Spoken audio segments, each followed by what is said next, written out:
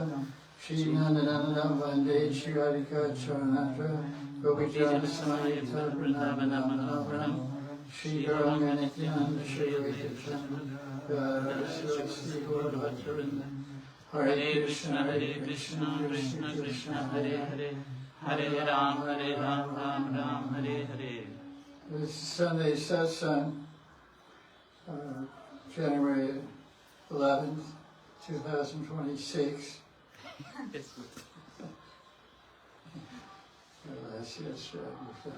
So I have some questions some people sent to me, so we can start with those.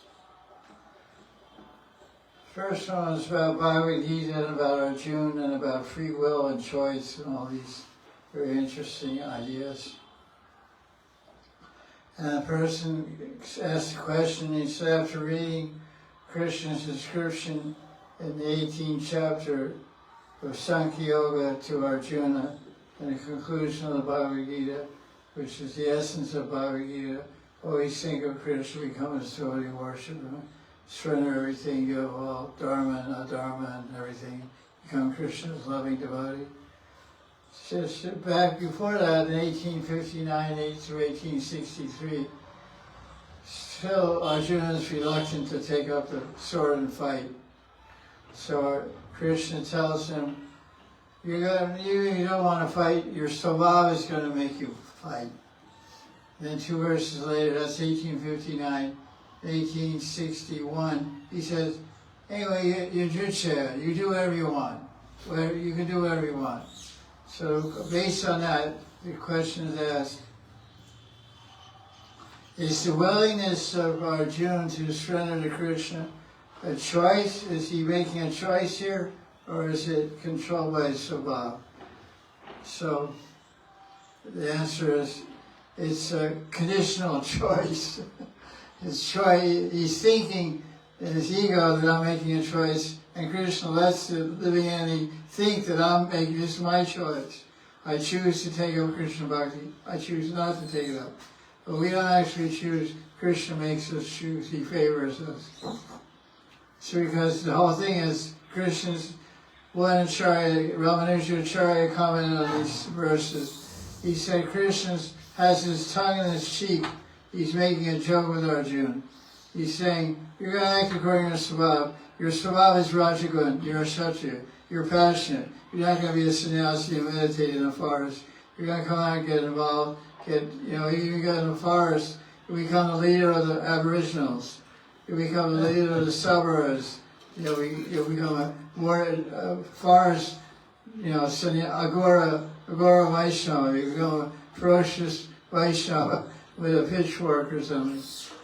So you can't go to this passionate nature of Kshatriya. That's your svabhava. What is svabhava? It's your guna and karma at birth, determined from your last life's action.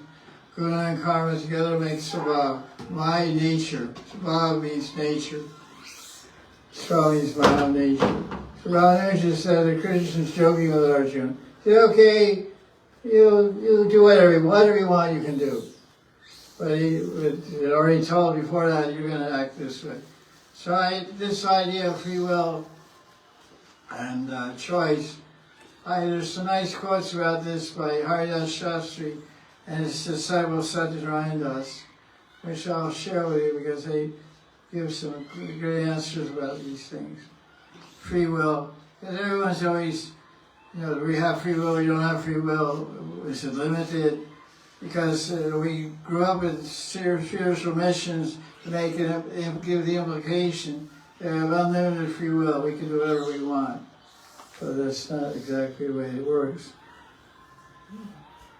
We're thinking that, but it's just that thinking is controlled by the gunas. The gunas are doing everything. So what is it? Question, when someone chooses, get this word, chooses to take up Bhakti Bhajan, Krishna Bhakti, is this the special mercy of Krishna, or is it part of the person's karma? Yes, the answer, yes, it's only the mercy of Krishna, it's not the result of karma.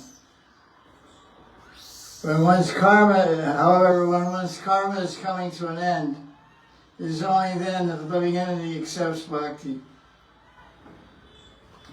Living entity is a conscious being, therefore he has to choose bhakti just as he chooses other things. Spiritual instructions can be voluntarily accepted by a living entity. But what makes him choose is, so if he has knowledge, the more knowledge he has, the more experience he has, the more fortune he has, which is also part of his karma, it influences his choice. So he gets back to his nature, decides his choice. He says, does something like free will exist? Answer. Free will is a white lie.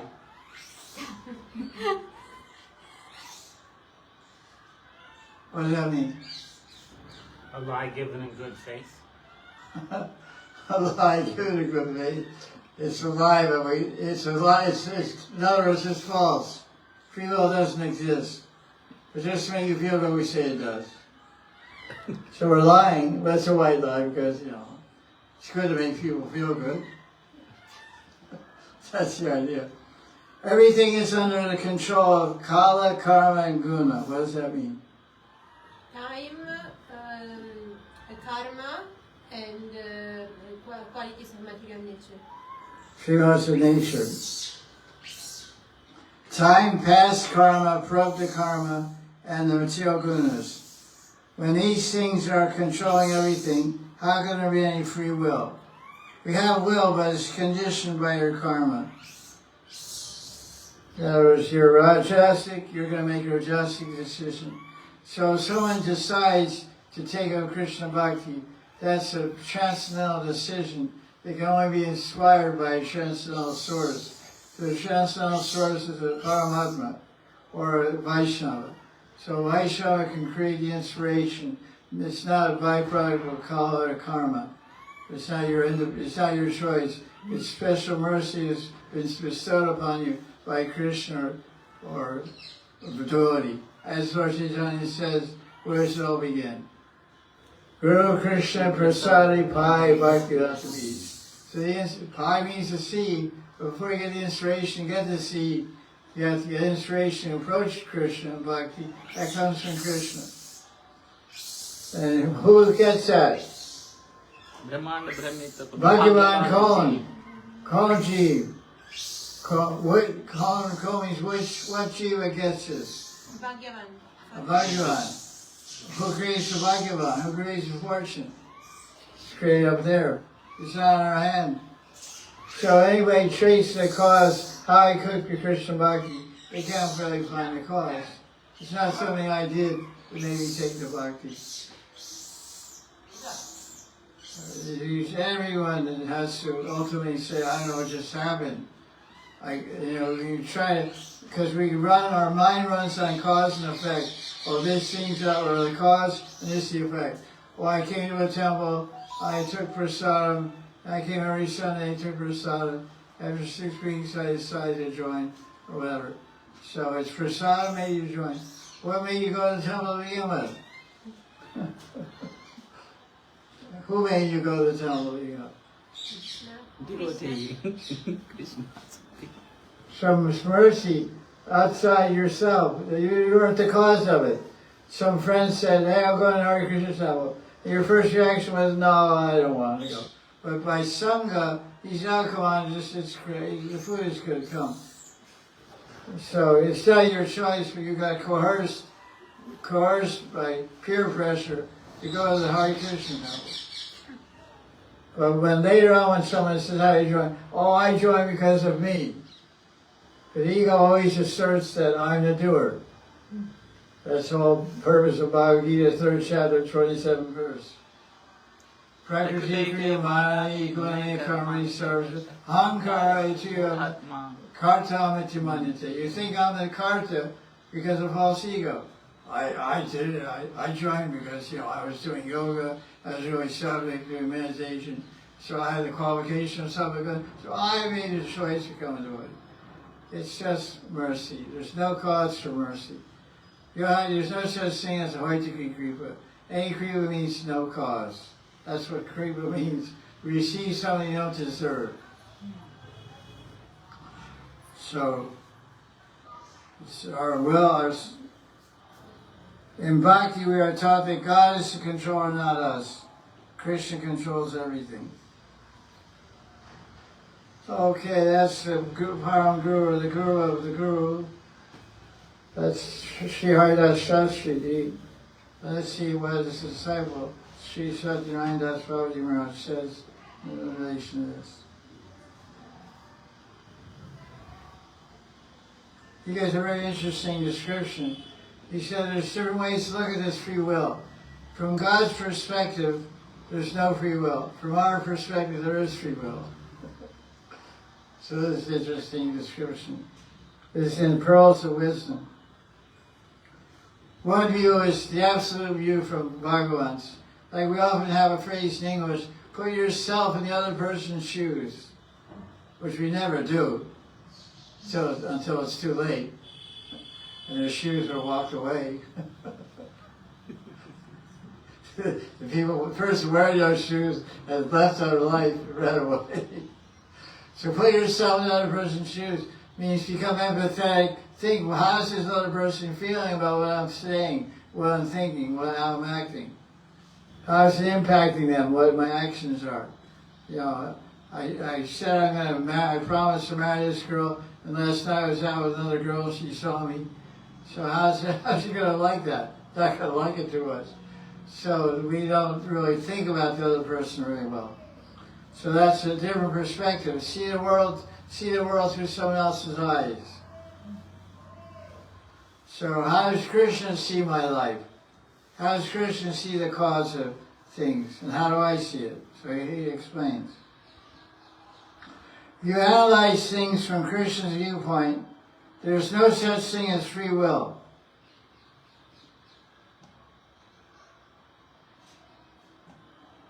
If someone had free will, then Krishna couldn't be the Ishvara. He's a Parameshvara, which means what? Supreme controller. Supreme controller. He controls everything, every movement, we say now a blade of grass moves. So speaking is movement, thinking is movement, walking is movement. So any thinking I'm going to join Hare Krishna's movement, moving to the temple, walking to the temple's movement. So we're not controlling that, Krishna's controlling that. Sarvaloka Maheshwaram. Yeah. Both Swami Hari Katha, Sarvaloka Maheshwaram. 529 Gita, thank you. So he's a master. So from Krishna's perspective, he's in control, not you. Person bewildered by what? False ego. You know that guy?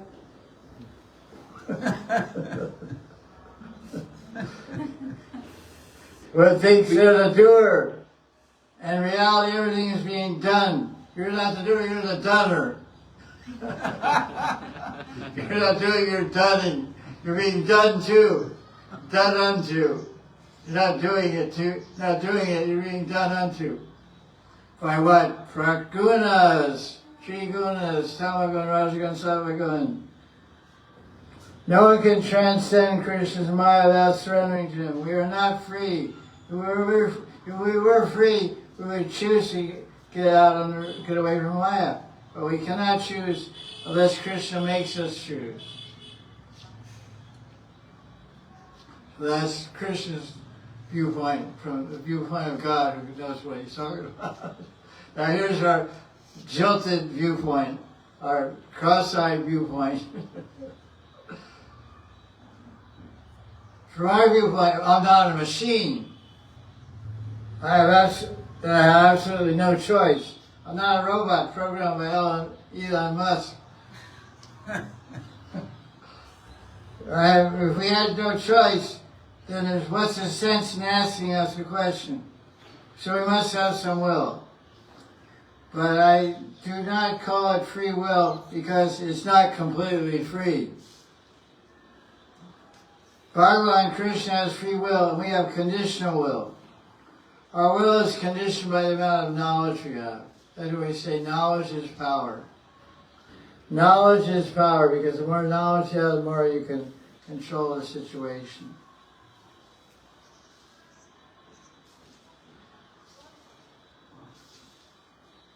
The extent of control we have over our minds and senses and our past karma.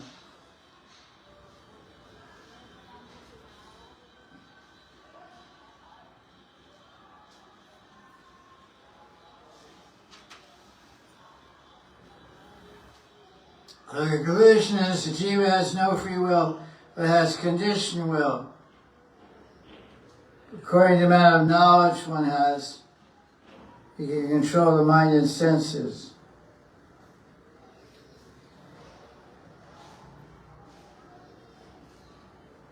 The devotee's perspective is different from a jnanis or yogis.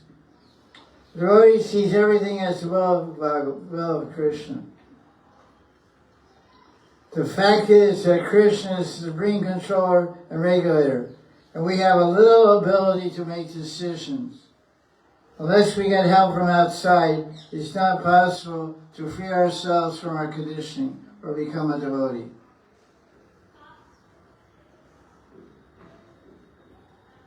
Uddhava says in Bhagavatam, Krishna tells Uddhava in Bhagavatam, 11th canto, chapter 22, verse 10. Avidya vritya jiva swam ichayeva badnati na tumam ishvara staya. Balatkarina badnati iti vaktum tayo sambanasya prakaramaha. It's not possible for a conditioned soul, jiva, conditioned by ignorance since time immemorial, beginningless time, it is to accept that there's another person who knows the truth and giver of knowledge. So that's it. So, chant Hare Krishna, enjoy the ride.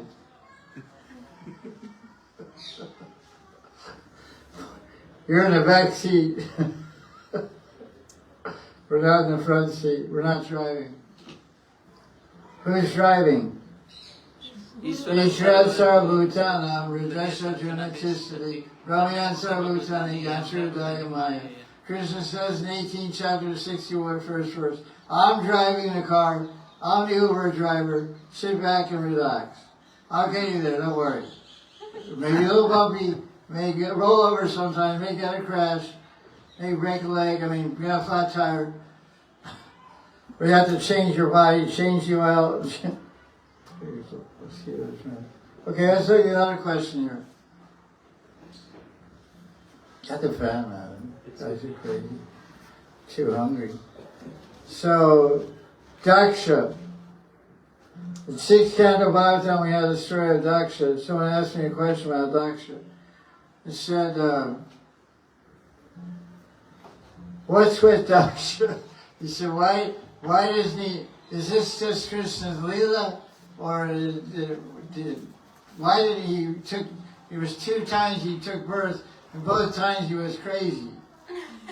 One time he was born as Samansaputra. Oh, give me some stones here. One time he was born as a mental son of Brahma. Another time he was born from the Prachetas. And each time he acted the same way. So someone asked me, is this Krishna's Leela? So the answer, yes, it's Leela, but it's teaching. The whole Bhagavatam is teaching.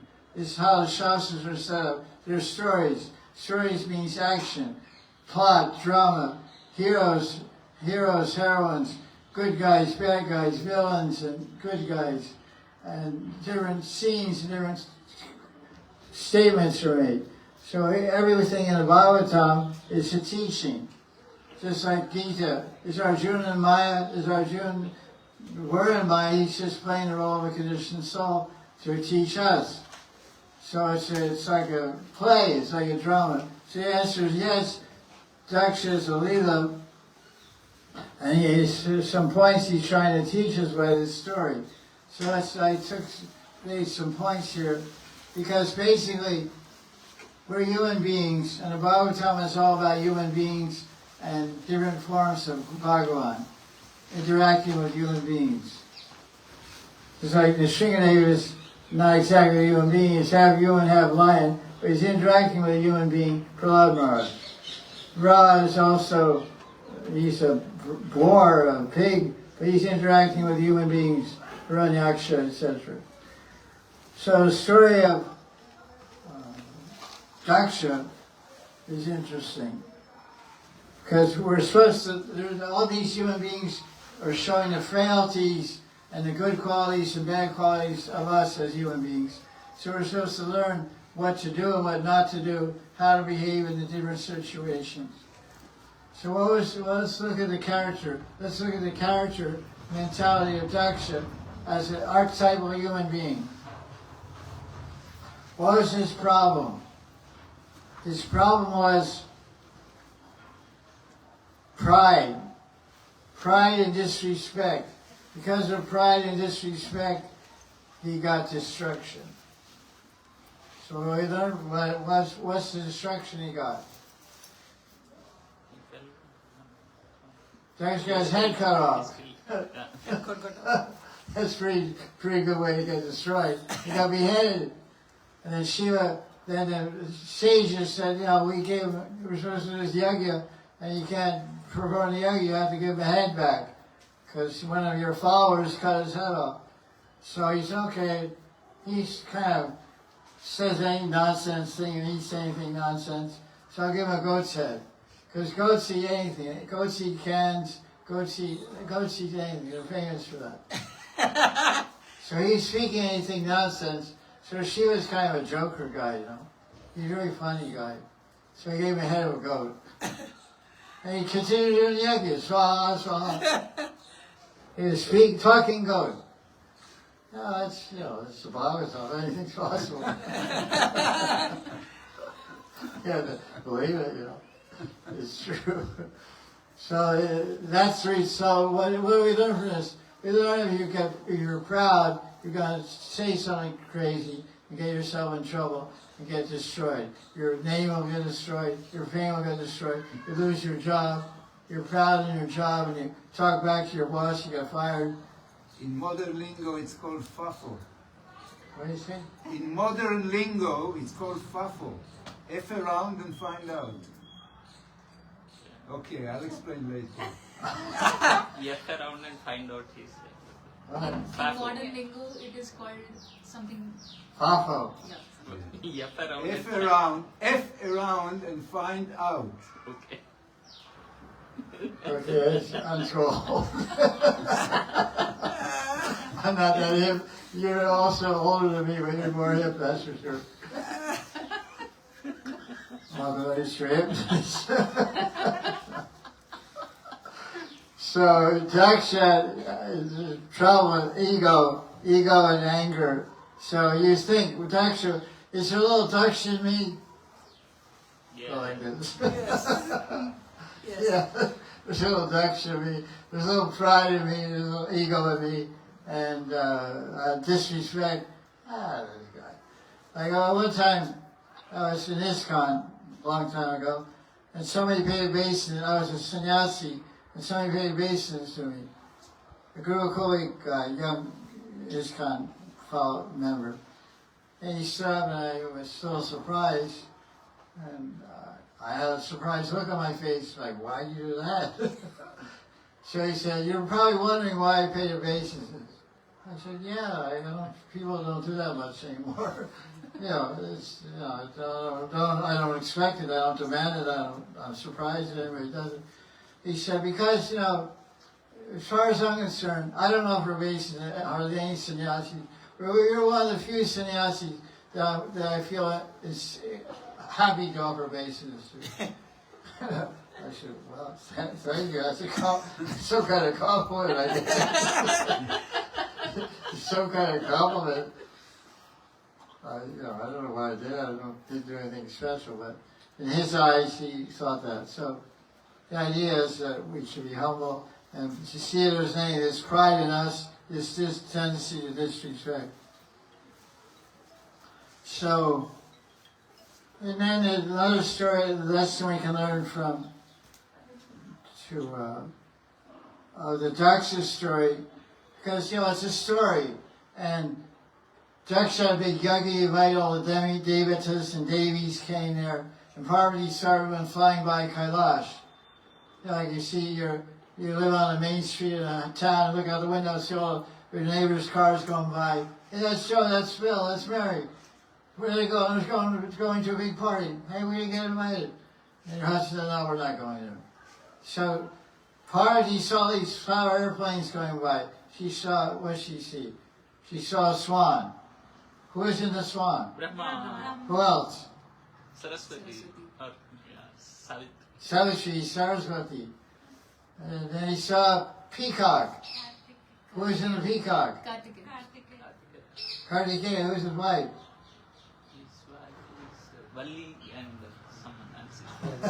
He knows all Valli Devasena. Valli Devasena. Devasena. Devasena. Devasena and Valli. Devasena. Oh, thank you. That's nice to know.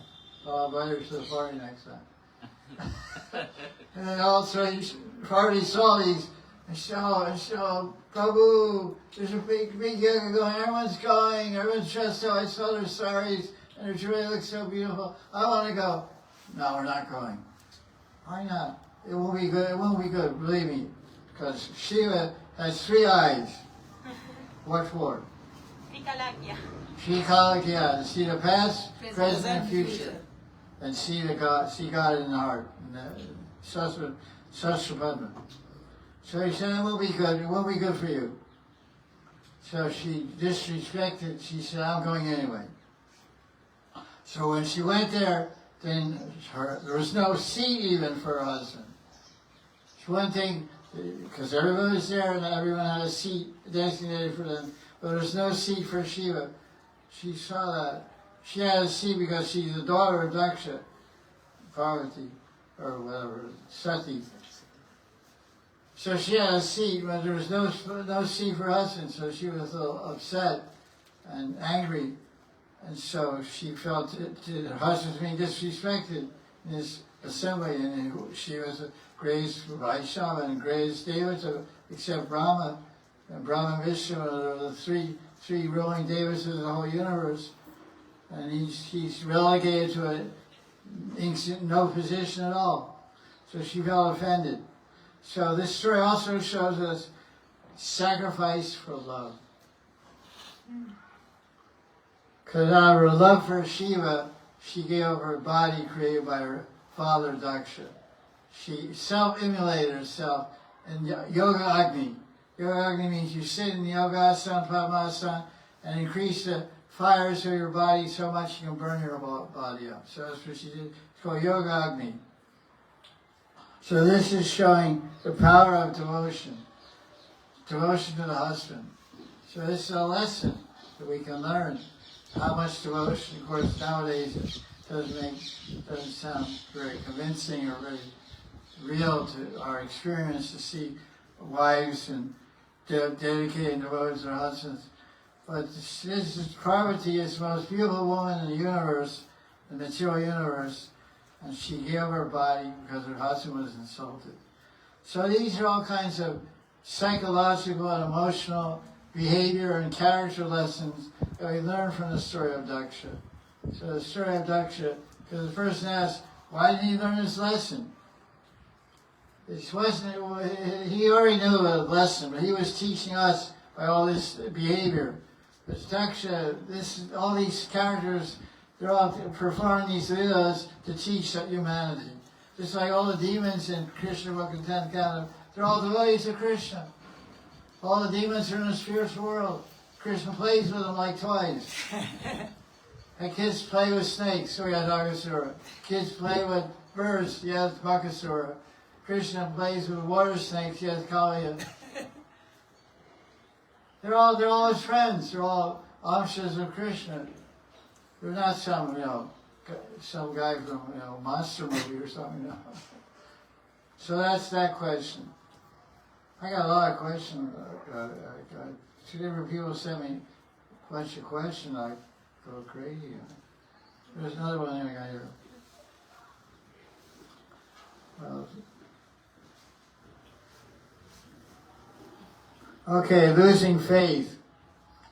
This is this is old news for most of us, old people. But the person says, sometimes we see in spiritual missions, some of the people on the missions engage in criminal activities, and get bad publicity, get arrested for smuggling drugs, and it comes in the newspaper, so-and-so from so-and-so mission was busted for smuggling heroin or this or that. All these things keep going on and on. So the person asks the question, how does a member of that mission keep from losing faith? Losing faith in the mission and losing faith in the whole process of bhakti, because it's devotional mission. So that's what I took some notes about that, because I had a question sent to me a few days ago. So the thing is, how do I keep from losing faith? You have to separate reality from the illusion. Reality is me. What is real is where we put our faith in. We put our faith in Atma. We put our faith, where is that? We put our faith in Atma. We put our faith in Guru. We put our faith in Krishna. So this person or this, because it happens all the time. I mean, I've been 50 years practicing bhakti, and so many different missions. You hear about different misbehavior or bad behavior. But I always think, what does that have to do with me? My relationship is a pyramid. On the top of the pyramid is Krishna. On the bottom right-hand side is Guru. On the left-hand side is me. Guru is on the right side. That's the pyramid. Bhagavan on the top, Guru and Krishna. That's my world, that's my reality. So is Krishna, is he a criminal? No. Is my Guru a criminal? No. Am I a criminal? No.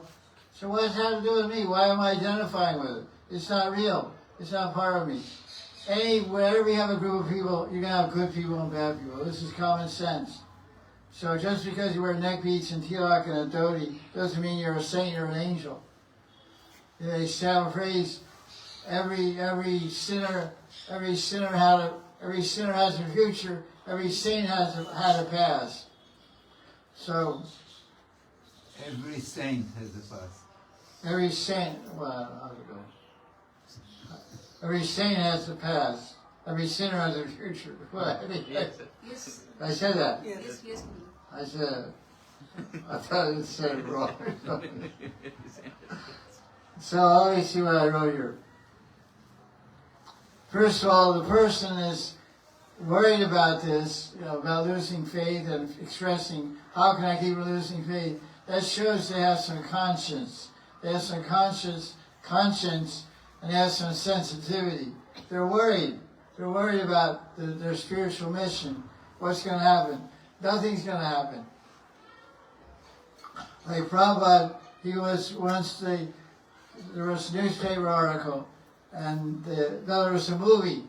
I saw this on the internet the other day. Gopal Krishna Maharaj was speaking about an anecdote of Prabhupada. And there's a movie that was released in India in 1973 called Hari Ram, Hari Krishna. In the movie, and Gopal Krishna is narrating to Prabhupada in Bombay in 1973 when the movie came out.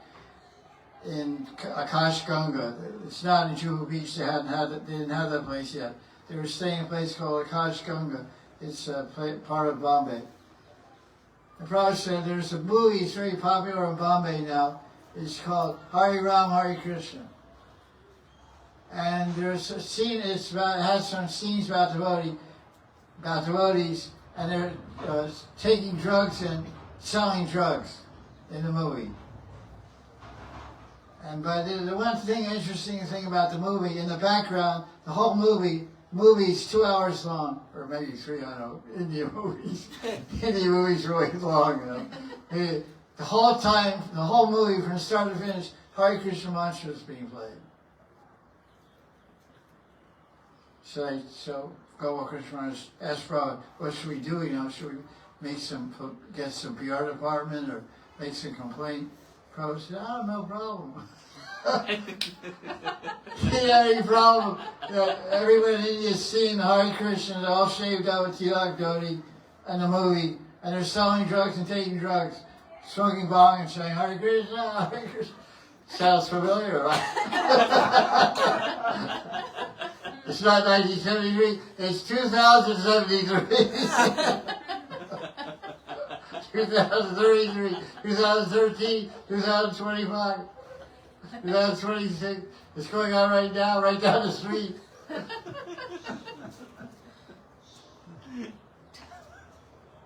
So, it's not going to change my faith. You're smoking weed, that's your problem, not mine. What do I care about that? I'm taking Maharaj, getting high on Maharaj. You're getting high on weed, okay. Whatever gets you there.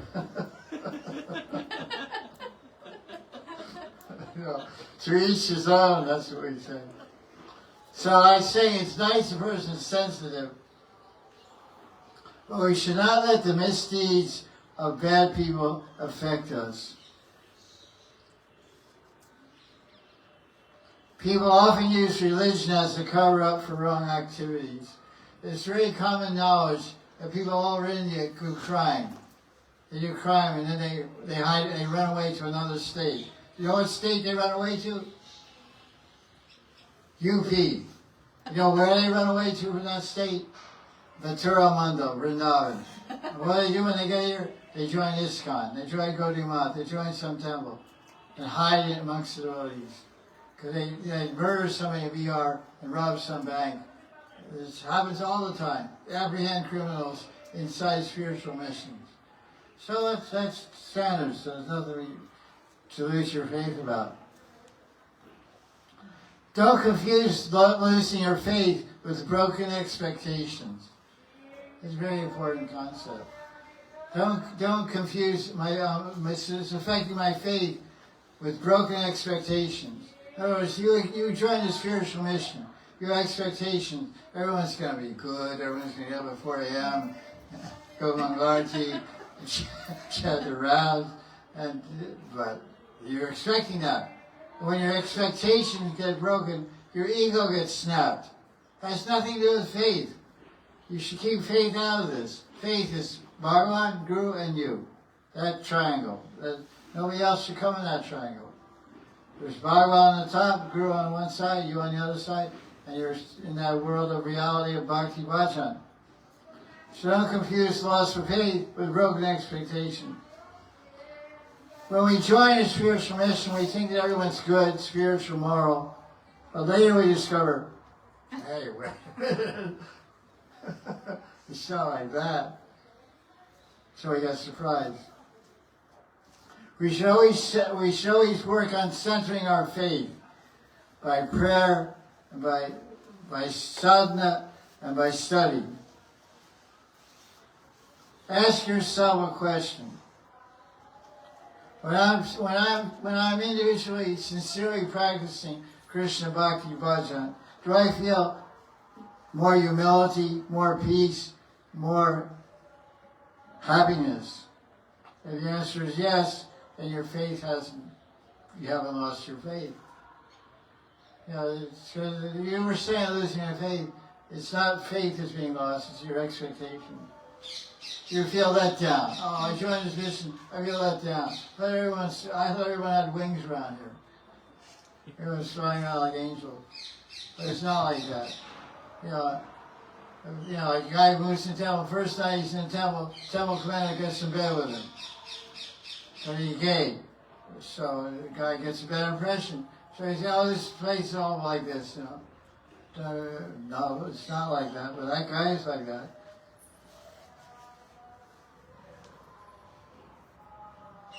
So your humility, your experience is real, not someone else's crime.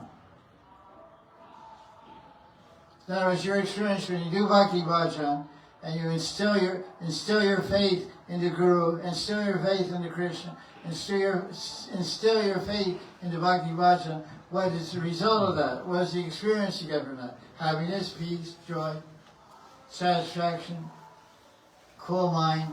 So what does it have to do with the crimes and immorality or misdeeds of some other person outside of your triangle, outside your life? There's nothing. Like they say in America, mind your own business. Mind your own business. Our business is bhakti. Our business is getting love of Krishna. So that's all for that question. Is that okay?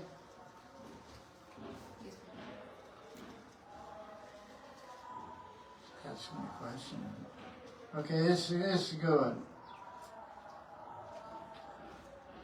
I have a lot of time. We can be here till midnight.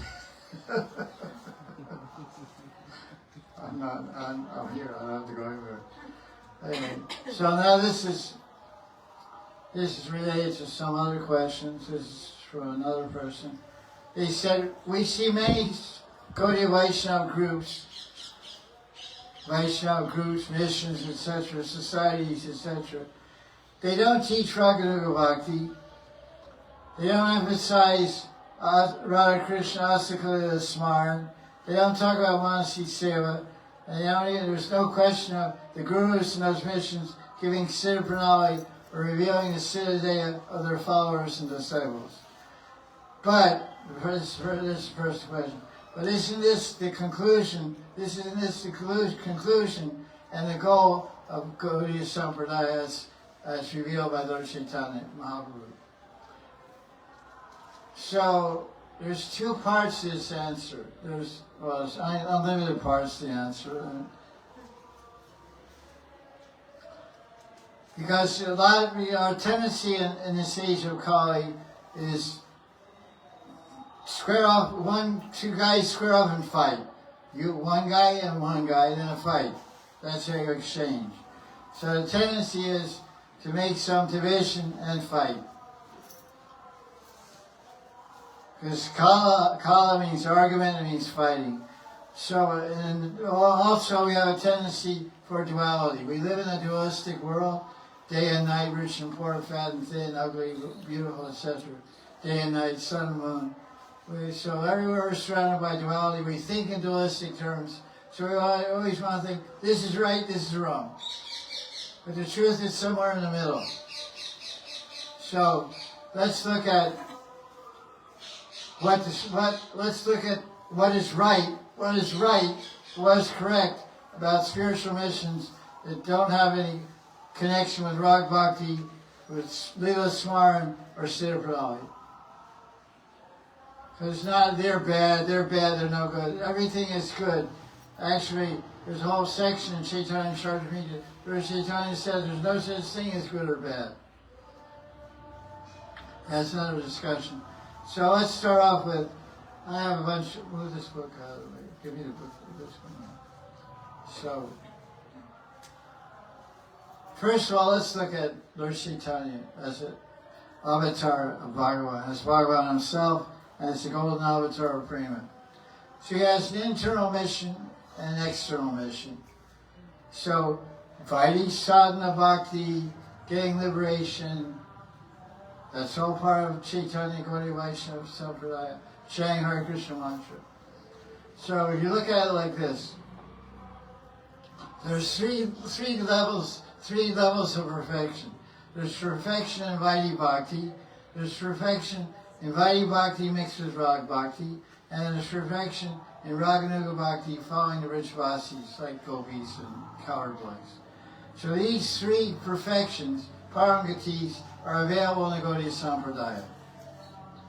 So, traditional Gaudiya Vaishnava Parivars, like Nityananda Parivar, Gadadhar Parivar, and Advaita Parivar, etc., they pretty much, most of them, emphasize Raganuga Bhakti Bhajan, Astakali Lila Smaran, Siddha Pranali meditation, and Manasi Seva and Siddha. So if you practice that line of Bhakti, Raganuga Bhakti, you go to Goloka Vrindavan and you Kunja Lila Radha Krishna.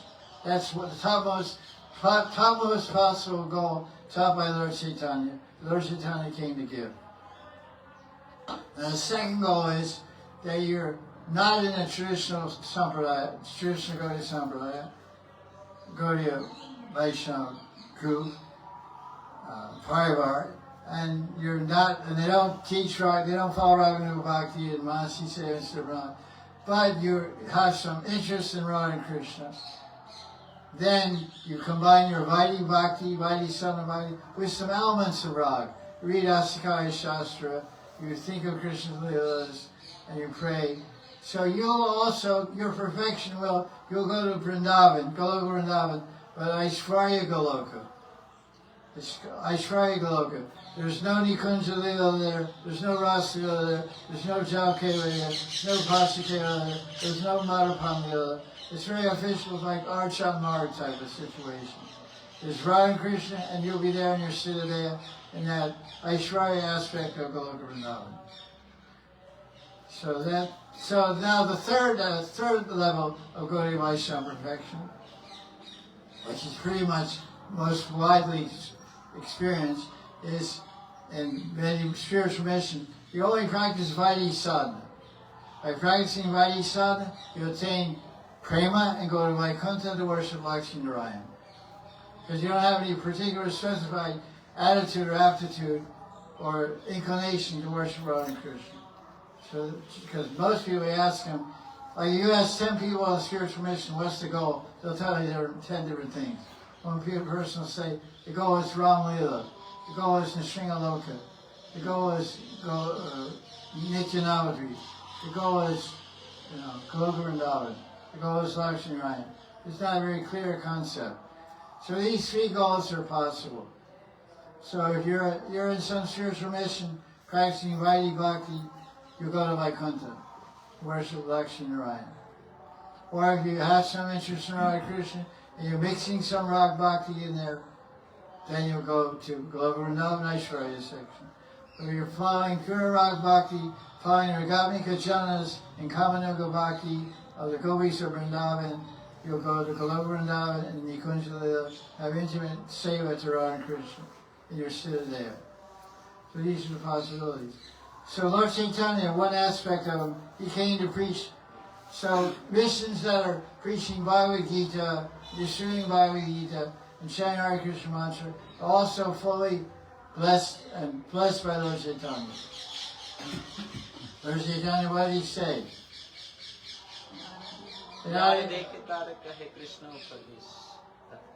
Huh? Yeah. Krishna, Lord Chaitanya in South India taught, he said, tell everybody the teaching of Krishna.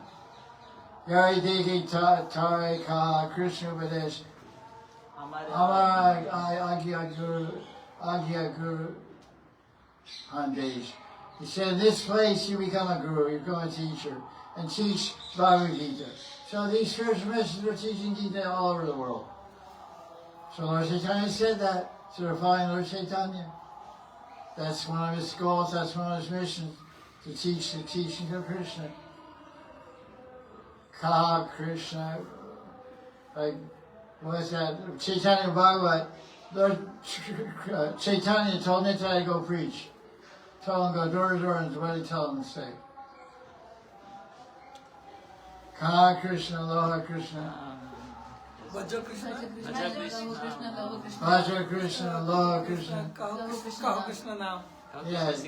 So he said, go door to door, Nitai, and tell everybody to chant Krishna's name and worship Krishna and serve Krishna. So then what did he do? He said, Vaja Gauranga, Ka Gauranga, Aloha Gauranga, Nama, right? So because he loves Gauranga, Nitai twists it around. Because Gauranga is Krishna, and Krishna is Gauranga, so he told everybody to chant Gauranga. So there's an example. Lord Chaitanya is telling everyone to chant Krishna now. So most of these spiritual missions, they're absorbed in Krishna Kirtan, Bhakti fests and Kirtan fests and all this holy name broadcasting. So that's perfection. And Lord Chaitanya himself in Adi Lila chapter 17, he preaches about his whole commentary on a verse from Brihad Naradiya Purana. Hari Nama, Hari Nama, Hari Nama, Kevalam, Kalona, Seva. So he says, nasti, na nasti. There is no other way than chanting Nam. So Lord Chaitanya is in this verse, he's saying, just chant the holy name, you get perfection. So plenty of missions are doing that. So one shouldn't think these missions are not preaching rock bhakti and they're not giving siddha pranali, so they're missing the boat. They're not really following Lord Chaitanya to the fullest extent. And everywhere there's three concepts: Purnam, Purnatar, Purnatam. So the fullest Purnatam following of Chaitanya Gaudiya Sampradaya is Raganuga Bhakti, following Gopi Vrindavan and Gopi Bhav, and becoming a Gopi Mantri, serving Radha and Krishna and Kunja. And we'll prove that point in a minute. So then you can say a perfect Purnatara,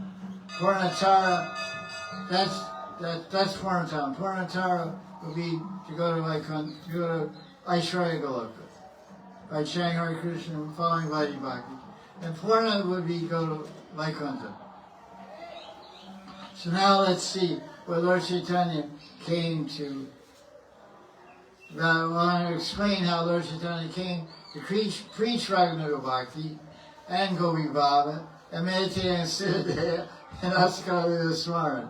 So we'll cite some verses to describe two reasons why Lord Chaitanya came. Prema Rasa Niryas Karite Ashvadan Rag Marg Bhakti Loke Karite Pracharan Rasika Shekhar Krishna Parama Karuna Edui Hedu Haite Icharudgama. Ayurveda chapter 4 verse 15 and 16. So, Krishna came to relish the Prem Ras of Radharani, Prem Ras Niryas, Ashwadan, to taste the Prem, the love of sweetness of Radharani's love. And then that's internally. And externally he came Rag Marg Bhakti, Loke Prachar. Prachar means prakar, Prachar means preaching. He came to preach Raganuga Bhakti. So that's one point. And then, now let's see what does he mean by, what does Lord Chaitanya mean by Raganuga Bhakti? There it is. Go on page markers. Okay, doing the page markers. Just surprise. So what does Lord Chaitanya mean? Later on in the same chapter 4, later chapter 8, 228. This Lord Chaitanya's personal idea of what is. Oh, watch out. Give me the way that way up. Where's the handkerchief? I don't see it. Oh, yeah, I see it. So what does Lord Chaitanya mean? Because he came to preach Raganuga Bhakti. So what does he mean? What's his idea of Raganuga Bhakti? Ateva Gopi Bhav, Karyambikar, Rachi Dine Chinte Radha Krishna Vihar. So listen everyone except Gopi Bhav. Rachi Dine means day and night, night and day. Think of Radha Krishna Lila, Lila Smaran. So okay, so we don't need Sipranali, right? Yeah, you can, that's okay, but Lord Chaitanya said a little more. Siddhade, Chinte Kari, Tan Nishevan, Seki Bhavi Paya Radha Krishna. You should think of your Siddhadeya and your Seva in your mind, and you'll receive Seki Bhav in this way, and loves to your own Krishna. This is Lord Chaitanya's teaching on Raganuga Bhakti. So he's saying, do Lila Swaram, he's saying, follow Raganuga Bhakti, and get your Siddhaya. But they don't give it here. So, what to do? That's it. See the big verse. Okay, 678. No, verse 678.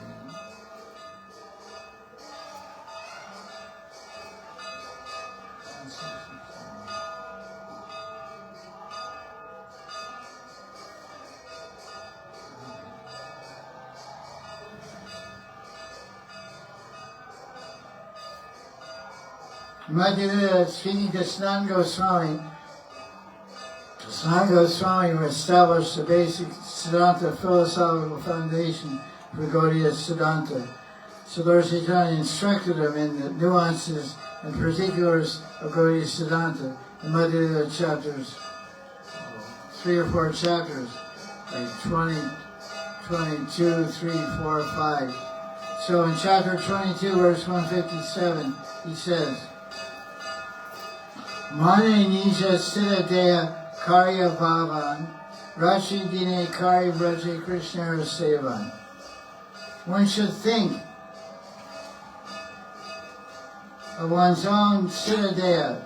Nija means, mane means think, my own siddha deya karya bhavan.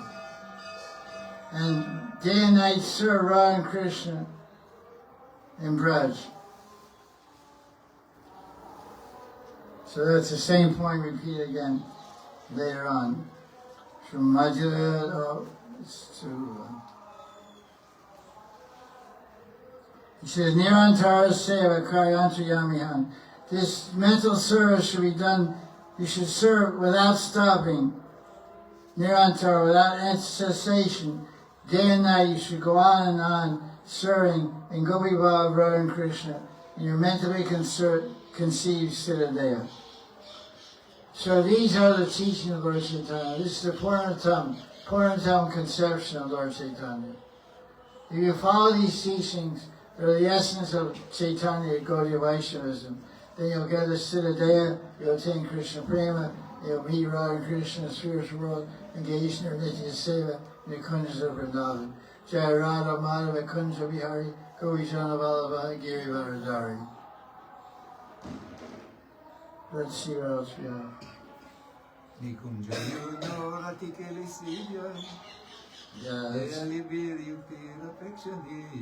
that's another one. How many years we are chanting this? We never stop to think what it actually means. Too many. Too many. I lost count.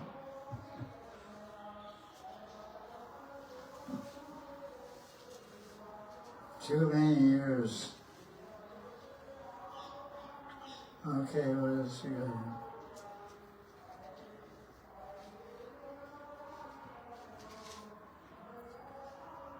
There it is. Oh, I said on there. Okay. So, Rupa Goswami, oh, this is 568. So that's what Lord Chaitanya spoke to Sanatana Goswami. He also spoke to Raghunath Das Goswami.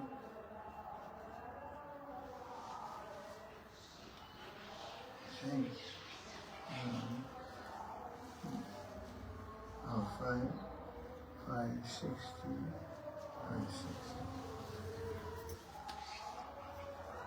Hey, go in the Radharani Kijai.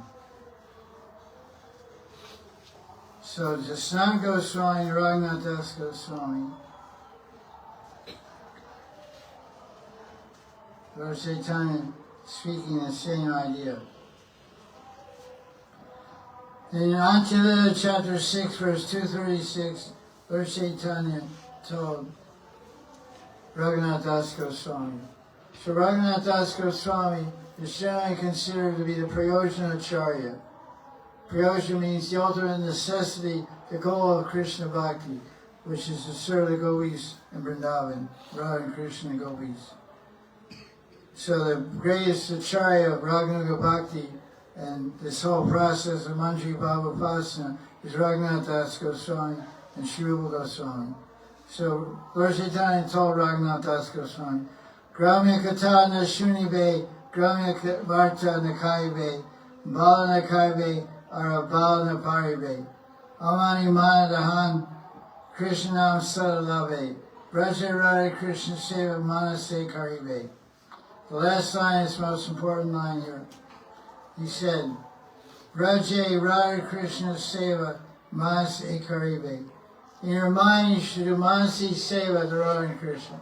So Lord Chaitanya is saying, do Leela Smaran, do Manasi Seva, and you're Siddhaya to Radha Krishna. So when he reads this and hears this, he should know, he or she should know, this is the ultimate teaching of Lord Chaitanya. However, there's other teaching. So that's why I call that the Purnatam teaching. There's the Purnatar and the Purnam. The Purnam teaching will take you to Vaikuntha. You can follow Lord Chaitanya's teaching, studying Gita, following the regular principles, attaining Prema Vaidhi Bhakti, you go to Vaikuntha. So that's perfection. So that's not wrong, that's right. Moksha is the goal of life, but the fifth goal of life, which is probably Lord Chaitanya, Prema Pumartha Mahan. Prema Pumartha Mahan, the fifth Purushartha is Krishna Prem, Gopi Prem, Radha Krishna Prem Vrindavan. In Rupa Goswami in Bhakti Rasamrita Sindhu, Seva Sadhaka Rupena, Siddha Rupena Chatrahi. That's next on my list. Rupa Goswami preaches the same idea. And the chapter on sadhana bhakti towards the end. Seva Sagrupena, Sirupena Chatri.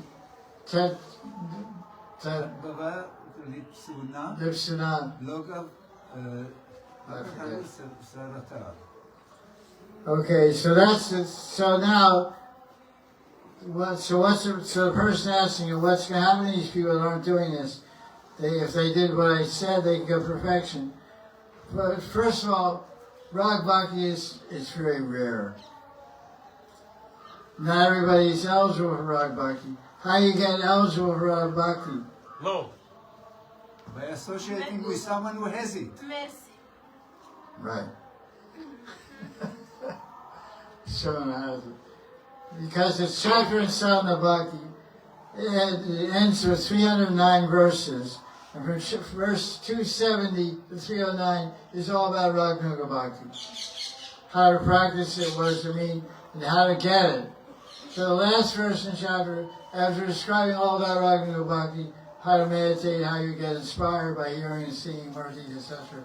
He says, so someone said, how do I get it? Krishna Tad Bhakta Karunya.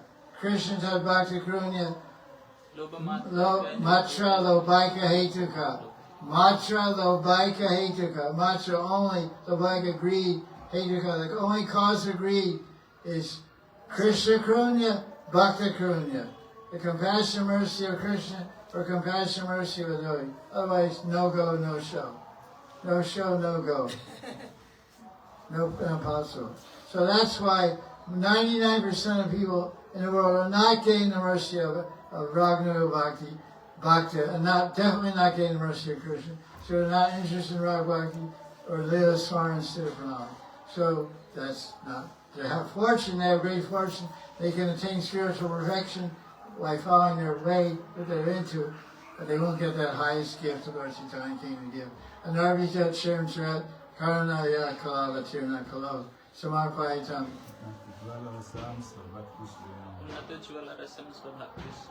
Yes, Bhakti Shriyam. The service of Radha and Krishna as Gopi and Vrindavan, Lord Chaitanya's innermost heart's desire. All of his commanders, all of his associates were Sakhis and Mantris. 6 Goswamis were all Mantris. So it's we feel sorry for those that don't take this up, but it's not they're not missing out the mercy of Lord Chaitanya. They're getting the mercy, but they're getting full mercy, but not completely full. Let's look at it that way. So I think that's about it for that one. What else we got here? Okay. Hey, anyone in the audience have a question? I know some questions. Okay, but the ones I already know or what? Yes, what stage of bhakti can one start Lila Smaran? Thank you. Question asked, at what stage of bhakti can one start Lila Smaran? First of all, I took any notes on your question. I have it in my head. So, Raghvarman Chandrika by Vishwanath Chakravarti Thakur, he says that if one has Adhanika samskaras for Rag Bhakti or Praktana samskaras from last life, if one has Praktana, has samskaras for Bhakti from last life, then one can start practicing Raganuga Bhakti right in the very beginning at Anartha Nivriti. So, Raganuga Bhakti, one of the limbs of Raganuga Bhakti, also one of the limbs of Vaidhi Bhakti is Smaranam, meditation.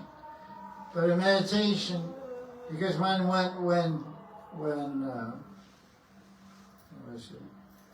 Ruga Swami is describing Raganuga Bhakti, he says, Krishna Smaran. Janam Chasya. Yeah, you know the verse? Krishna Smaran Janam Chasya. Krishna Smaran, you should remember the residents of Vrindavan, they're worshipping Krishna in the mood of the residents of Vrindavan. So Ruga Goswami is describing the practice of Raganuga Bhakti, which begins at Anartha Nivriti, can begin, and you begin Lila Smaran at that point. So Lila Smaran, because Smaran is 5 divisions. So there's partial Lila Smaran, more absorbed Lila Smaran, fully absorbed Lila Smaran. Smaran is 5 levels. First level is Smaran. Then the second level is Dharan. Third level is Dhyan. Then Dhruvana, Sriti, then Samadhi. So sometimes you can equate Samadhi, you can do Samadhi with Lila Smaran at the level of Prema Bhakti. So simple Smaran can begin, anyone can do simple Smaran. You just have to think. Just read the Lila, some book, Govinda Lila Amrita, Krishna Bhavana Sara Sangra, Krishna Bhavana Amrita, Govinda Lila Amrita, etc. And you think about it and you remember that's Smaran. So you're doing Lila Smaran as a new bhakta. There's a letter in 1968, Prabhupada wrote to some devotee, asked him a question. He said, Prabhupada, I'm chanting Hari Krishna Japa. 1968. ISKCON's 2 years old. Devotee writes a letter, I'm chanting Hari Krishna Japa, and I'm thinking of Krishna's Leelas from Krishna book in Vrindavan. Is that okay? Prabhupada said, this is great. We should come to the point where I'm chanting Hari Krishna, automatically I think of Leelas. So this guy who was chanting, he was 1 year in the movement, he's already doing Lila Smaran. So the answer is, Lila Smaran can start as soon as you say, I want to do it. Now another question that can be asked, another question on the same line. To do Lila Smaran, do you have to have Siddha Pranali? Do you have to have your Siddha Day as a Mandri, or a Nitya, eternal coward boy, friend of Krishna, or a motherly Baba, Vatsalya Rati, etc.? The answer is no, you don't need it. You need a mind. The question is, do you have a mind? Kotai go, apka mind. Where's your mind? Come back, mind. Come back. It's gone too far. Point of no return. Reel it in. Bring down your kite. So, you don't need a Siddha Day to Lila Smaran. You need desire. You need taste. You need attraction. Well, what makes you think of some girl?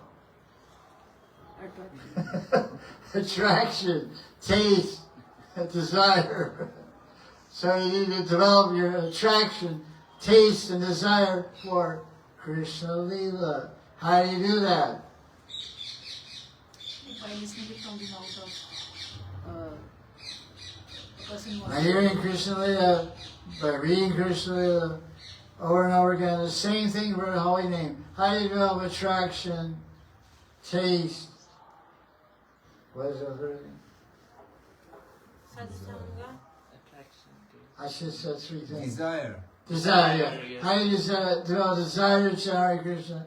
Taste and attraction and taste for the holy name by chanting Hare By Krishna. chanting. By associating with someone who has this.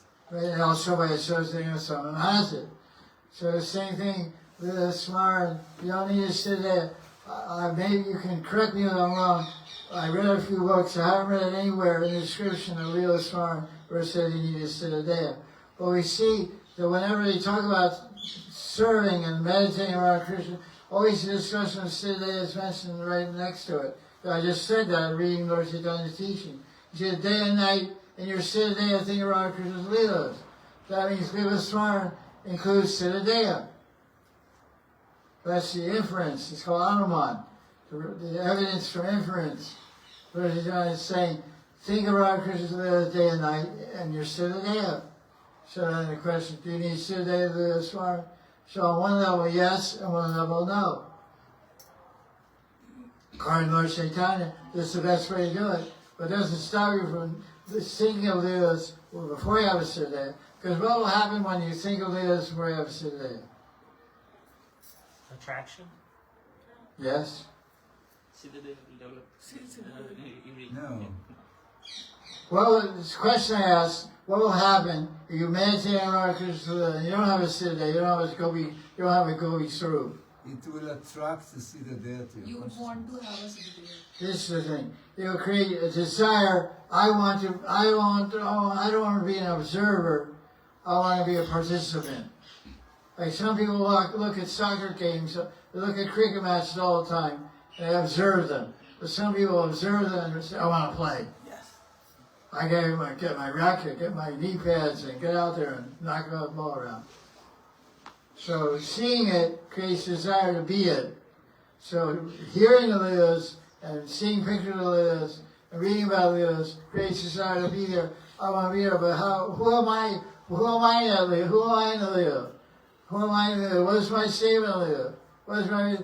Who's my chief Sakhi? Who am I sheltered under? Who am I working with? So that creates a desire. So Leela Smaran, you do Leela Smaran, you end up with a Siddha, one way or the other. Right? You know, I know that's my own experience. I was doing Leela Smaran since the last 38 years or something. Since I think it was now 1987. I did Leela Smaran. Eventually I got my own Siddha. But it didn't come too fast, but it came. So that's the answer. The Siddha needed to do Leela Smaran. No, but Leela Smaran will give you a Siddha. Because Siddha, how do you get Siddha? Get Siddha from a guru, get Siddha from Krishna, get Siddha from Guru or Krishna in a dream, get Siddha by the holy name, which is Krishna, which is given to you by Guru. So basically the answer to the question, how you get Siddha? Guru Krishna Kripa. Guru Krishna Prasad Pai. Guru Krishna Prasad by Siddha Prati. Guru Krishna Prasad Pai. You receive Prasad of Guru, then you'll acquire your Siddha Prati. Okay, where are we now? Okay, here's an interesting question, really interesting question. At death, this is the question. At death, we lose our memory, and we take another birth, and we start off bhakti again, doing the same mistakes. And we're going to do the same mistakes next life, because we forgot everything. So first of all, the question is not exactly correct. He says, when we die, we lose our memory. When the Atma leaves this body, how does the Atma leave the body? Along with the subtle body. Thank you. The Atma travels with the subtle body, Antarkaran. Antarkaran means Man, Buddhi, Hankar. It's called Antarkaran, subtle body, Shukshma Sharira. And in that subtle body, in that man, there's a subconscious mind which contains all the samskaras. So Krishna tells in Gita, Sarvasya chaham radi sani vishto matasmatir jnanam apavanam cha vidaishar savera hamaiva vedyo vedanta krid veda vedeva chaham. From me in the heart comes remembrance, knowledge, and forgetfulness. 10:10 Gita. Te samsata yuktanam vajatam pratipurvakam dadami buddhi yogam tam yena mamu vijantite. So my dear friend who asked this question, don't be afraid of your next life. Next life, Krishna will be there for you. You'll start off where you left off this life. You're not going to make the same mistakes. Why? Because you have memory. You'll have memory. Because you have your same subtle body. So you have you're incorrectly said, when I die, I lose my memory. So I don't remember all the mistakes I made in this life, which I'm going to make again next life. You will remember the mistakes. You're not going to do it again. Who's going to give you that memory power? Paramatma in the heart, Krishna. Bangi Bihari, Radhamani, Radhasham, whoever your Ishtadevata is. Hanuman got memory from who? Ram. Ram. Ram gave Hanuman memory because Ram's in the heart of Hanuman. So our heart, our memory God is our Ishtadevata. Giridhari, Radharani, Krishna, etc. So don't be afraid. You have Krishna on your side, in your heart, in your mind. To give you memory, you won't make the same mistakes, you get liberated. Baba? Jaya Jaya Sri Radhe. One thing, Yeah. when the subtle body, when the Atma rides on the subtle body to the next body, there's mind, intelligence, ahankar, and chitta. Well, Chitta is And considered chitta part of the is the soul. store, is the store of all the samskaras Yeah, that you got. This is not lost. yeah. Chitta is a subset of mind. Yeah, and the difference between memory and subconscious is only the difference what you can remember and what you cannot remember, but the store of impressions from your bhakti are still there in the chitta, and if you meet devotees and by mercy, these impressions can manifest again. Yeah, he picks up a Ranjang when he's So you 3 don't- months old. Yeah, so you don't lose everything when you Yeah. you die. This is a false assumption. Okay, you don't lose everything. Except your body. You think that's a big loss? That's not even your body. You think it's your body, it's not even Okay, your okay, body. okay, shut up. Because my keys. Jai. Okay. Too much philosophy, I got a headache. Let's see what I got. Let's see, I got another question on here. Krishna has given you this body, he's just taking it back, you know. What's the big deal? You know? It's a good deal, man. I like it. What's the big deal? Okay, what else you got? Okay, this is from Impossible Outside today. We answered that one. Consider. Oh, yeah, okay. There's another question we have here.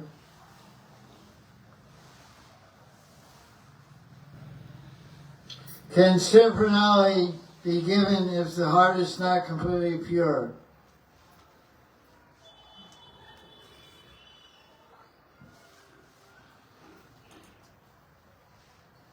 The answer is yes, of course. Completely pure means prema. That's a pretty high stage. It's because Siddha is part of Raghuna's sadhana bhakti. Sadhana bhakti, as we already mentioned from Raghunath, can start at an artha-nivritti. So in artha-nivritti, one is far from purity of consciousness. So Siddha is the means to get perfection. It's a means to get purified through meditation.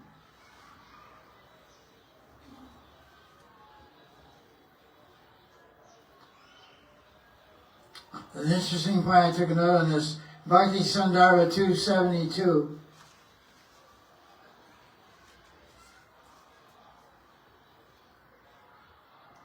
says, There's 4 kinds of smaran. There's Nam Smaran, Rupa Smaran, Guna Smaran, Lila Smaran. Lila Smaran, Radha Krishna Lila Smaran is the essence of all rules and regulations, because in it is the means and the goal. And Jiva Goswami says, Sri Krishna personally appears to one who remembers Krishna. So he doesn't, someone's doing Nam Smaran or Rupa Smaran or Guna Smaran, he doesn't make that distinction. Jiva Goswami says, one who's doing Lila Smaran, Sri Krishna personally appears to one who's doing Lila Smaran. Specifically, Radha Krishna, Sri Krishna personally appears to one who remembers Krishna. And the essence, Radha Krishna Lila Smaran is the essence of all rules and regulations, because it's the means and the goal. So the goal is to have pure consciousness and see Radha Krishna, and the way to get the means and the ways to get that pure consciousness and see Radha Krishna is by Lila Smaran and Siddhanta and chanting Hari Krishna mantra and Guru Kripa. Thank you. Jaya Jaya Sri Radhe. Jaya Jaya Sri Radhe. Okay, my notes are finished, my questions are finished. Okay, now we can write the book. Okay, let's go. What else? Anyone has any questions? Where's my hat? Questions? A lot of different people here I've never seen, devotees. Yeah, Bala. If things originate outside of India, can they be considered not being existent in the spiritual world? Like harmoniums and chocolate?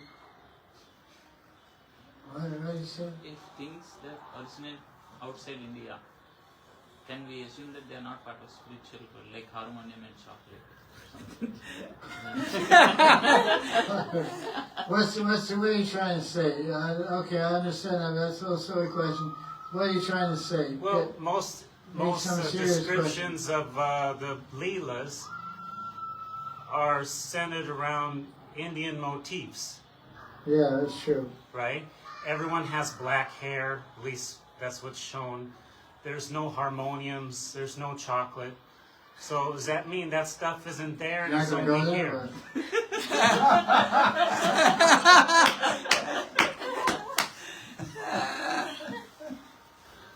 Okay, the question is about things of this world. Are they in the spiritual world of Vrindavan? And the question is, what about chocolate and harmoniums? Harmonium means sound. It's a musical instrument.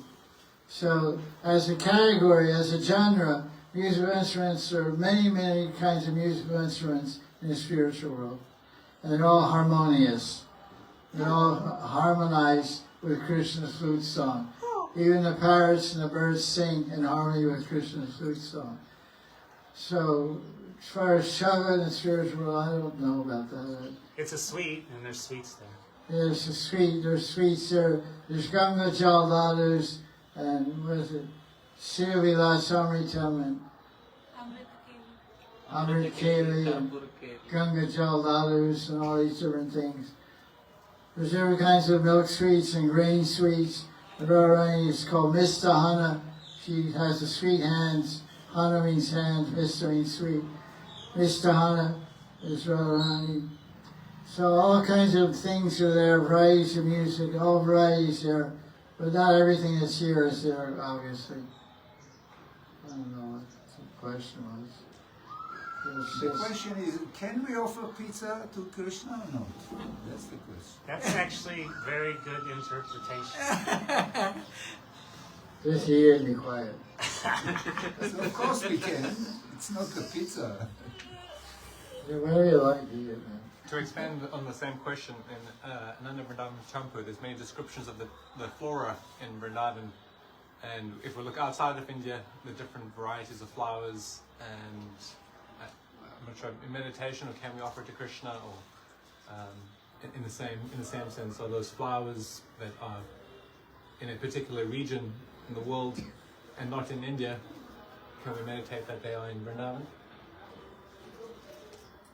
The question is asked that there's, outside India, it's a big world, there's many varieties of flowers and fauna and trees and fruits and things that aren't available in Vrindavan as described in the granthas of the Gaudiya Sampradaya, specifically mentioned in Under Vrindavan Champa by Kavi Karnapur. Are these suitable to meditate as being in Vrindavan? Because Vrindavan, they wrote about what they experienced in their own senses, because Nanda Vrindavan Champa was written after Krishna Kumudi, after Govinda Lilamrita, etc. So they had the experience of reading those books, get an idea of what the flowers were in Vrindavan. So we don't really know the extent of Loka Vrindavan, because Loka Vrindavan is considered to be unlimited. It's called Ananta Dham. The word Vaikuntha, the word Kuntha means measurement, means calculation, measurement. And Vaikuntha means it's a place beyond calculation, beyond measurement. Vaikuntha is beyond measurement, it's beyond calculation. So I would believe that every possible fruits and flower and more is available in Loka Vrindavan. Just to get some idea, the Shastras describe what's maybe even not, it's not even here now, or to speak of other flowers. I can never accept that this material world is greater than the spiritual world. This is a small dream of Vishnu, the material world. And the spiritual world is the Shakti of Krishna's internal potency. So Krishna's internal potency is unlimitedly variegated, unlimitedly fragrant, unlimitedly colorful, and design and color and shape and taste. So chocolate is nothing, there's better sweets than that. And so all kinds of flowers. So you're meditating in Vrindavan, all kinds of flowers from Brazil or Colombia or Fiji or Bali, you can think, yeah, they're there. Because who created them here anyway? They're nice. The main thing is this, as a criterion for accepting. Because in Krishna's world, we understand what Krishna likes by the acharyas, that are his eternal associates, like Labanga Manjri. Labanga Manjri is Sanatana Goswami. Labanga Manjri serves Krishna and Radharani directly in Nitya and Goloka Vrindavan. And he compiled a book called Hari Bhakti Vilas with Gopal Bhatta Goswami. And in there he describes what kind of flowers Krishna likes. The flowers should be fragrant. The main quality of a flower is sorab, sumana, sugandha. It should be fragrant. So it doesn't matter where it's from, it should be fragrant. So it doesn't matter where the flower is, it should be fragrant. It's fragrant. Krishna says, "I like earth, I'm fragrance with the feet of earth." I'm the fragrance of the earth. Gandhosmi, Punyo Gandha Prithivya. Punya, Gandha, Prithivya. Prithiva, yeah. Krishna said in Gita, Punya, Gandha, Prithvi means earth. I am the original fragrance of the earth.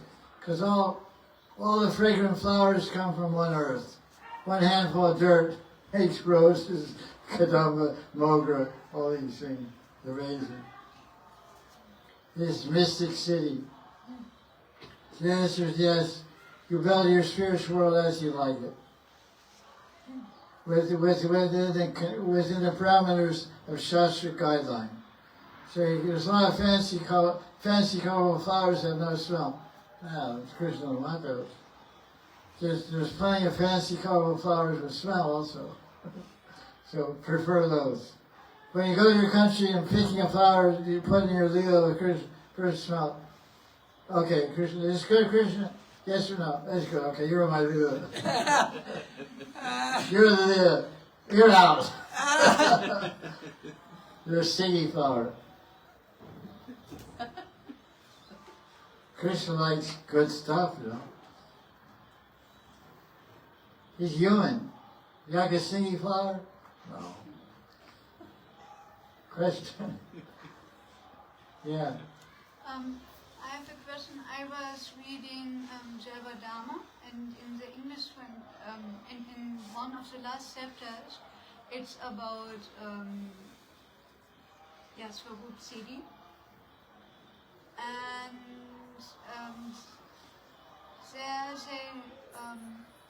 Babaji was explaining about the point of age, and he explains that you start in your form with 10 years old up to 16, but I was always, so it's translated, I don't know how it's in the original, but I was always thinking you will have a really specific age, like 11 or 12 and a half, and you are eternally with this age, but not that you start with 10 and going up to 16 is my meaning.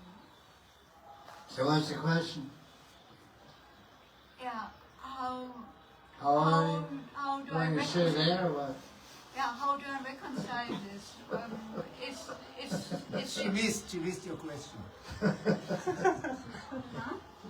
Huh? He asked you, do you want to see the dead? You missed it. Just tell everything once and for all. Anyway, the Basically, the question. question is what is the Siddhanta age fixed or not fixed? That's the question. Right? Yes, because No, it's okay. Anyway, you know the question. What's the question? There it's mentioned that in Jaya Jaya Okay, I heard that part. 10 to 16 years. From what to what? 10 to 16 years, the age can be between these two. Is it like if they take birth, like it's like, and 10 years is there and they grow till 16 years, you know? yeah, it's like this. It's said there that you start with 10 Yeah, start with 10 and you. There's a question about Siddhanta and Jaya Dharma. It says you start at 10, 11, 12, 13, 14, 15, 16. Don't go over to 16. The different personalities in the spiritual world have different ages, eternally. So Siddhanta has an eternal age, A fixed eternal age, fixed. fixed eternal age. And when you realize that, first of all, you attain prema as a sadhaka, you attain prema, attain Krishna prema in a specific sthairati, say madhurati. You're meditating and you have a siddha as a gopi and prema bhakti. When you die, you'll take birth in Bhoma Vrindavan, Prakat Lila Krishna, in some universe on some earth planet. Immediately. And then you'll take birth in Varsana from the womb of a coward woman. You'll be a baby gopi. Then you'll grow up into whatever your age. You go to 10, half, 11 or 12, whatever. Most manjaris are 11 or more, or 12 or more. Some are 11, I don't know. So you go to that age, you won't get any older than that. You're not going to get gray hair and all that stuff. You'll be that age, and then when Krishna leaves that planet, that body will be totally spiritual when you go to the spiritual world. That's how it is. I don't know, but there's a lot of innovations and interesting creations by Bhaktivinoda Thakur, which we don't find described in other Goswami books. So Yeah, maybe. I kind of stay with Goswami books myself more. It has to be some rule of thumb. In Adi Lila chapter 1, verse 36, Krishna Maharaj says, the 6 Goswamis are the Shiksha Gurus for the Gaudiya Sampradaya. So the name of Bhaktivinoda Thakur is not there. He says 6 Goswamis are the Shiksha Gurus. So they're basically, the final word is them. 6 Goswamis, Baladev Vidyabhushan, Vishwanath Chakravarti, Krishnadas Kaviraj, Vrindavan Das Thakur, Narottam Das Thakur Mahasaya. That's enough to keep you busy. Yeah. Their books, their conceptions, everything is covered there. We don't need anything more. Jiva Goswami gave 1 million verses, or I don't know, so many verses and Sandarbhas, Satsandarbhas. And Priya Bhagavatamrita with commentaries by Sanatana Goswami. They said it all, they've done it all, they said it all. You don't have to reinvent the wheel, you just have to ride it. Okay, question, another question. Turn on the light. Thank you.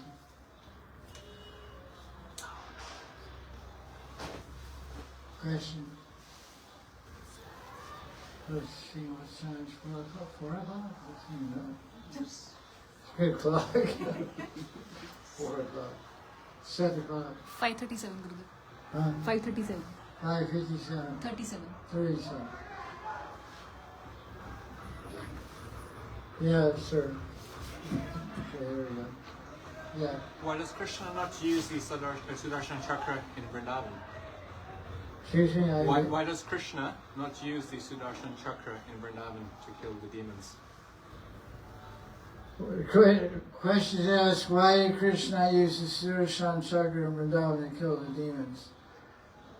Because there's no demons in Vrindavan.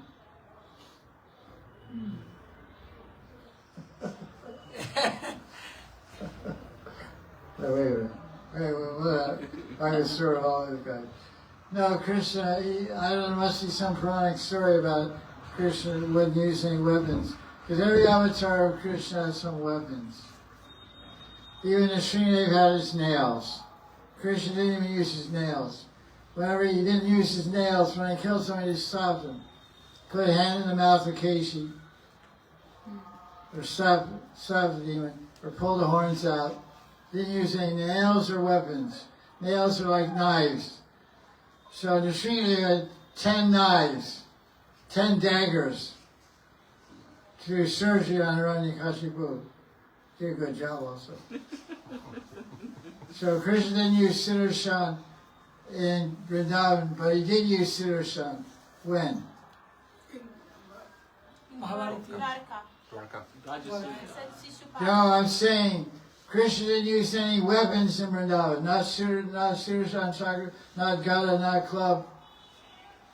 We had a human club named Gadagraja. I mean, that's Krishna name. Yeah, Kaumudi. No, his brother, Haladar, carried a club, carried a plow.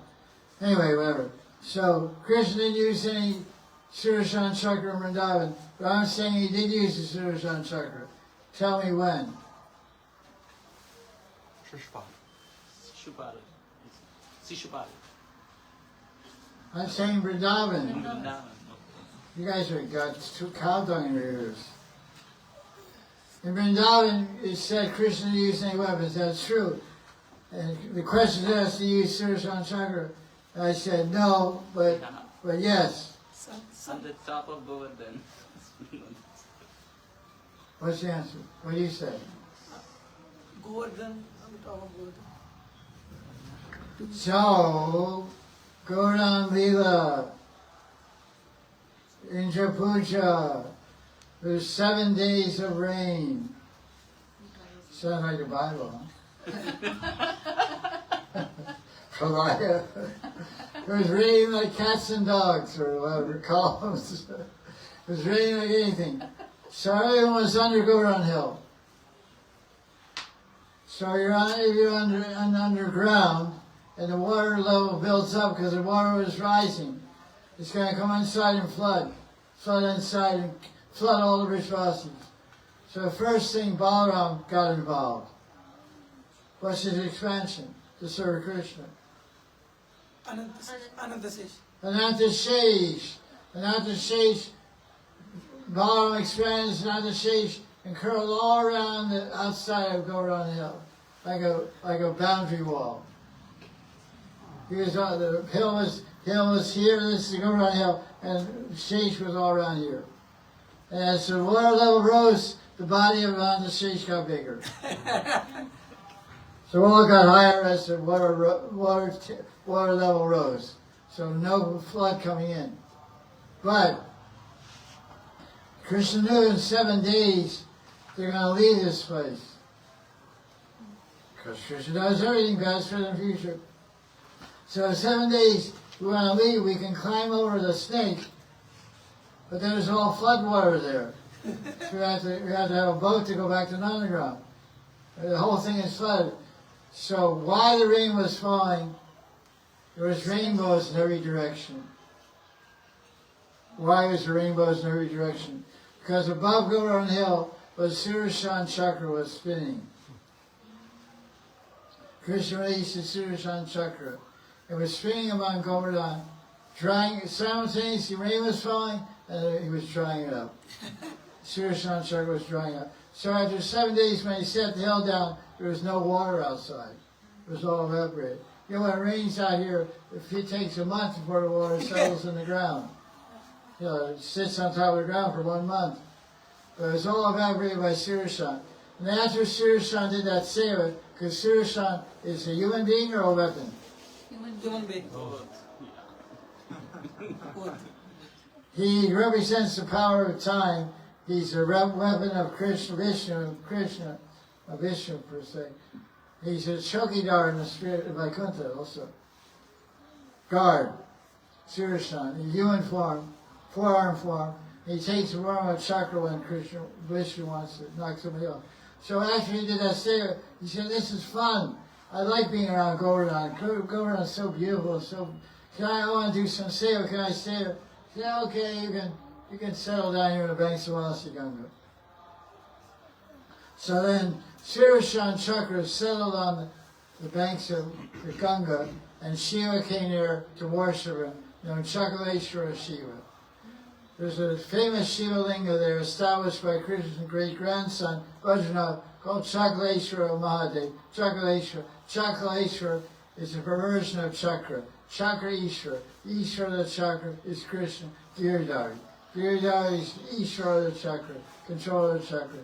So that Chakra of Krishna used to travel over is sitting in Ganga on the banks where the Shiva Linga is represented. Chakaleshwara. Bam bam bam bam. Holy Shankar Bhagavan Shiva ki jai. That's an interesting story, huh? What else? Chakaleshwara.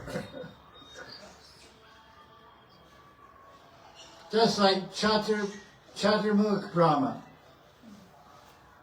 So Krishna, he sold the cowboys. So there's a village up here where they say it happened, and the village is called Chomohan. Chomohan. So Chaturmukh, as time went on, after 5,000 years, became Chomohan. Brishvasi, twist on it. Chatur became Cho, and Mukh became Mohan. Chomohan. Chomohan Gaon, it's up near Koshi side. That's time words that change. Are you thoughtful? Thoughtful.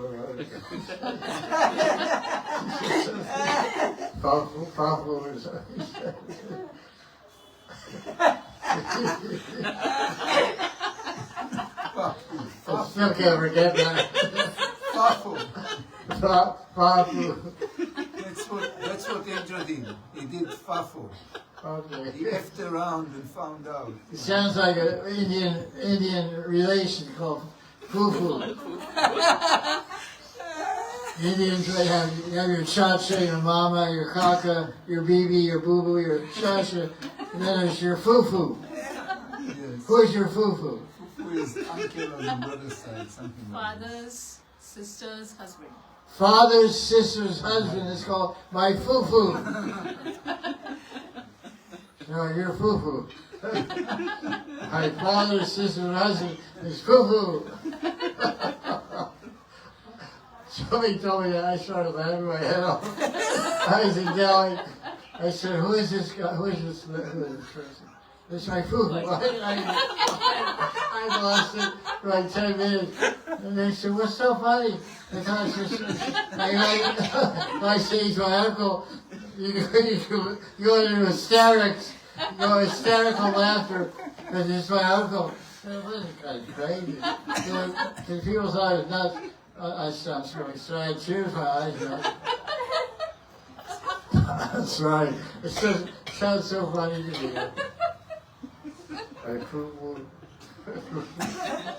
I said, okay, man.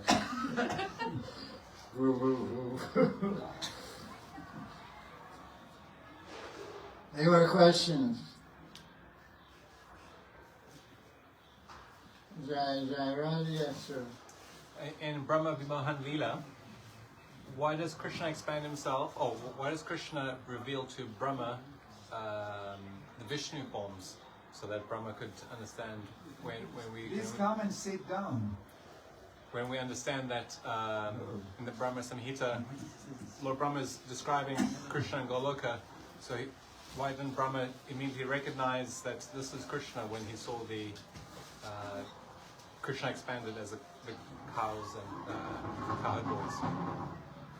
The question is asked during Brahma Vimohan Leela, chapter 13, 14, the 10th canto, Bhagavatam, when Krishna, Brahma stole the cowherd boys and calves of Krishna, and Krishna became the calves and cowherd boys, and he showed those cowherd boys, and all those cowherd boys were also manifesting Chaturbhuj Narayan, 4 forms of Vishnu. So why did Krishna show Vishnu forms to Brahma? To make Brahma sure and certain of his mistake. Because the basic fallacy that Brahma and Indra had, because all the lesson here is that even the greatest devotees with a vast intelligence can't understand the nature of Krishna. They think he's some little kid from UP or something. So Indra was baffled, and Brahma, although he has 4 heads, is the most intelligent Brahmin in the universe, first created being. Even he thought he was just some crazy kid eating with his left hand. He has pickles between his fingers, and rice and yogurt in his left palm. He's walking along eating out of his left hand. It was so moochy and uncouth and ill-mannered, poor behavior, no sadhya. This can't be Bhagavan. So he was totally bewildered. So Krishna wanted to snap him out of his bewilderment. Say, look, I'm not a kid, I'm Bhagavan. Bhagavan, for the devotees, Bhagavan means Vishnu, 4 form Vishnu. That's basic answer. It's to wake up Brahma. You don't look who you're dealing with. First, because Brahma could think, okay, you manifest all these cowherd boys. Okay, Silvery Moon can manifest 50 forms. So you manifest a few thousand cowherd boys. So you're a big yogi, you're a mystic yogi. Big deal. I don't think you're God. But when he did it with his 4 form of Vishnu, each one had symbols in different hands. Right hand, left hand, chakra, padma, God. Then he was convinced because Krishna showed Rata Rupa, unlimited forms of Vishnu to Brahma. So there's no question that Krishna isn't this, or Adi Purusha. That's why he showed the Vishnu forms.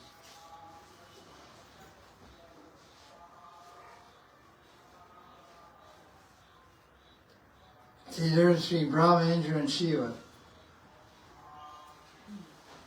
Shiva didn't come to disturb Krishna. He came to take part in the Rasa Leela.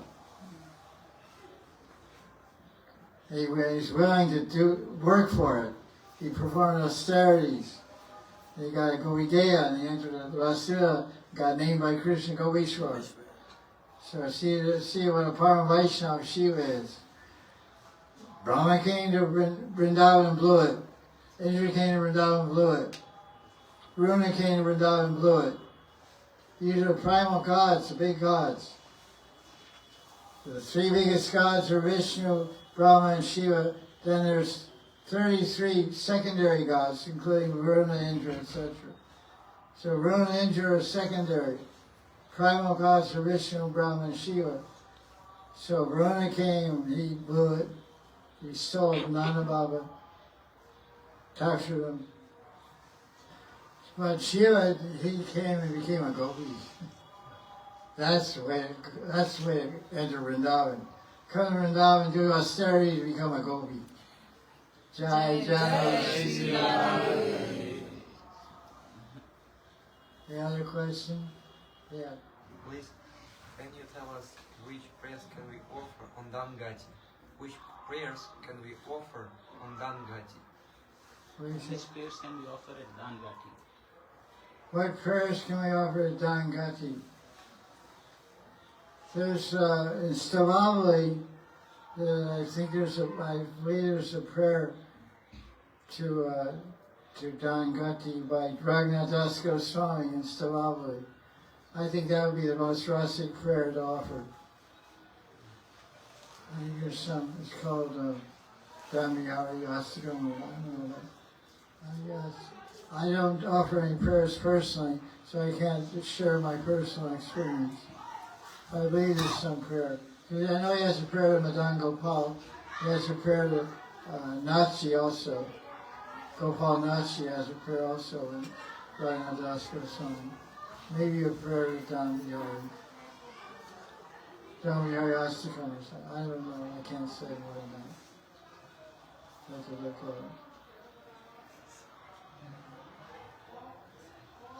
it. You know, Raghunath Goswami wrote Don Kelly Chintamani, and Rupa Goswami wrote Don Kelly Kamudi, all about Dhammayari. The real, the tax man. Tax man. Any question? It's pretty late now. We're here, sitting here for 2 hours. We're a little tired of it. Anybody else have any questions? Some people came late. Jaya Jaya Sri Radhe. Prasad.